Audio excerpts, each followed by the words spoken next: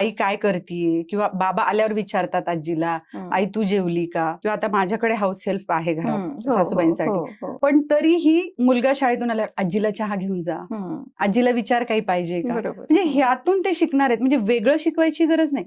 आणि दुसरं काय झालंय ना, की आजकाल जी इक्वॅलिटी, एका वेबिनारमध्ये विषय आला होता की समसमान वागणूक द्यायची मुलाला मुलीला. तर हे खूप चुकीचं आहे. म्हणजे काय की तुम्हीच घरात तिला शिकवत नाहीयेत की अगं तो दादा आहे, तो तसाच वागणार आहे आणि तू मुलगी आहेस, तू अशीच वागणार आहे, असं वागलं पाहिजे.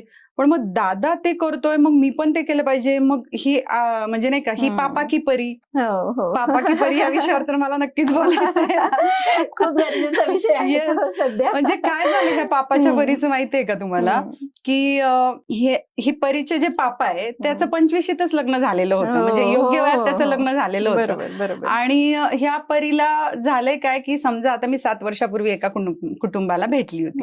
तेव्हा ती होती 22-23 वर्षाची. म्हणजे लग्नाचं वय झालेलं होतं, ग्रॅज्युएशन झालेलं होतं, छान म्हणजे जॉबच्या ह्याच्यात होती. पण परी म्हटली की नाही, मला माझं करिअर करायचंय. मग हे पापांनी पण ऐकलं. मग आता ती परी झाली 30 वर्षाची. भरपूर मॅच्युअर झाली, जगाचा अनुभव आला, गोष्टी, अपेक्षा वाढल्या.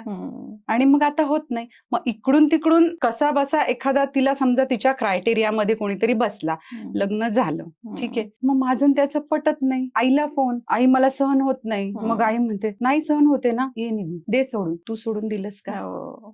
तुझ्या वेळेस तुझ्या घरात सासू सासरे दीर नंदा जावा इतके सगळे होते. तू इतक्या सगळ्यांशी जमून घेतलंस, इतक्या सगळ्यांशी पटवून घेतलंस आणि झाला ना तुमचा संसार. तिला तर एकच जणाशी पटवून घ्यायचे.